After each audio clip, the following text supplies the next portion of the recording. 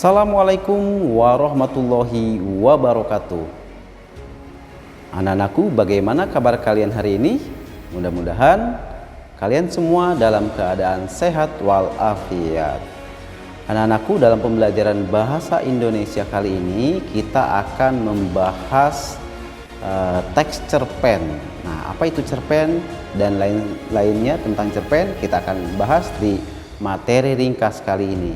Baik, sebelum masuk ke materi pembelajaran, mari kita ucapkan dulu basmalah agar Allah senantiasa memberikan kemudahan, kelancaran untuk kita semua dalam memahami pembelajaran cerpen kita kali ini.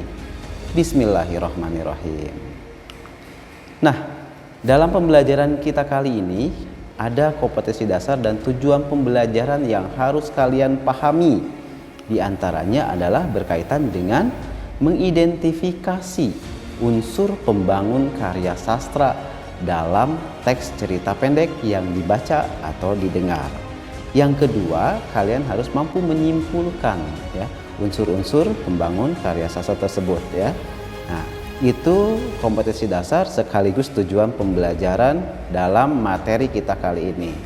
Adapun materi yang akan kita pelajari dalam pertemuan kita kali ini diantaranya berkaitan dengan definisi cerpen ya. Yang kedua berkaitan dengan kriteria cerpen. Yang ketiga berkaitan dengan ciri-ciri cerpen. Keempat, unsur-unsur cerpen. Dan yang terakhir kita akan pelajari berkaitan dengan bagaimana menyimpulkan unsur-unsur cerita pendek. Apa itu cerpen? Nah, Bapak ambil dari Kamus Besar Bahasa Indonesia. Definisi cerpen itu berkaitan dengan Kamus Bahasa Indonesia itu adalah kisahan pendek. Nah, kisahan pendek di sini tidak lebih dari 10.000 kata ya. Nah, kalian bisa baca di situ seperti apa pemahaman dari cerita pendek ini. Nah, selain itu bahwa cerpen juga merupakan ya sarana untuk mengungkapkan gagasan, ide ya, atau pokok pikiran terhadap apa yang akan kalian tulis dalam cerita yang kalian bentuk nanti. Nah, itu berkaitan dengan definisi cerpen. Kalian bisa pahami dan kalian bisa baca. Selanjutnya, kita juga akan memahami seperti apa kriteria cerpen itu.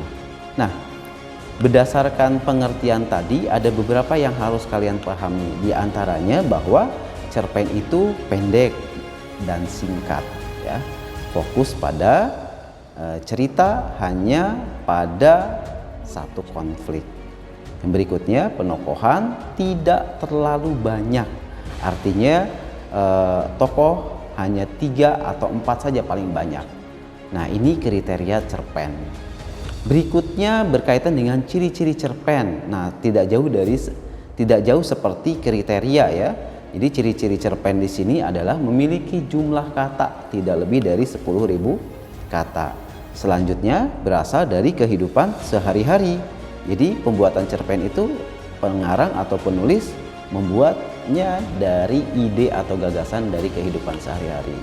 Berikutnya berkaitan dengan pemakaian kata yang ekonomis. Jadi ketika kita membuat cerpen harus penuh kata-kata yang ekonomis atau bisa diterima oleh pembaca. Berikutnya berkaitan dengan tidak ada perubahan nasib dalam cerpen ini. Jadi cerpen, karena cerpen itu singkat ya, padat, tidak banyak yang dihadirkan di situ. Kadang-kadang ceritanya juga menggantung. Nah, selanjutnya di sini ada yang berkaitan dengan unsur-unsur cerpen. Ada berapa unsur cerpen? Nah, kita juga pernah pelajari di kelas 8 atau kelas 7 juga mungkin bahwa unsur-unsur cerpen itu ada 2. Di antaranya unsur intrinsik. Apa itu unsur intrinsik? Unsur yang membangun karya sastra, dalam hal ini cerpen, dari dalam. Berikutnya ini unsur ekstrinsik. Apa unsur ekstrinsik? Unsur yang membangun karya sastra dari luar. Dalam hal ini adalah cerita pendek ya. Nah, ini unsur-unsur intrinsik. Mungkin kalian juga sudah pahami unsur-unsur intrinsik di buku paket juga sudah ada. Kalian tinggal baca mulai dari tema sampai amanat. Apa itu tema? Bapak akan jelaskan secara garis besarnya saja. Tema adalah bagian atau garis besar dari sebuah cerita. Dalam hal ini cerita pendek. Membicarakan tentang apa temanya. Yang kedua, alur. Alur itu jalan cerita, ya. Alur mundur atau alur maju. Nah, jadi ketika kita tahu tentang alur, berarti jalannya cerita seperti apa, jalan peristiwanya. Yang ketiga, berkaitan dengan penokohan. Nah, penokohan itu selalu berkaitan dengan tokoh, ya. Penokohan itu artinya karakteristik, sifat, sikap yang dimiliki tokoh, ya. Dijelaskan ada tokoh utama, tokoh pembantu dan lain sebagainya, atau tokoh figuran dan lain sebagainya. Berikutnya berkaitan dengan latar. Nah, latar itu seperti apa sih? Nah, di sini ada 3. Ada latar tempat, suasana, dan waktu.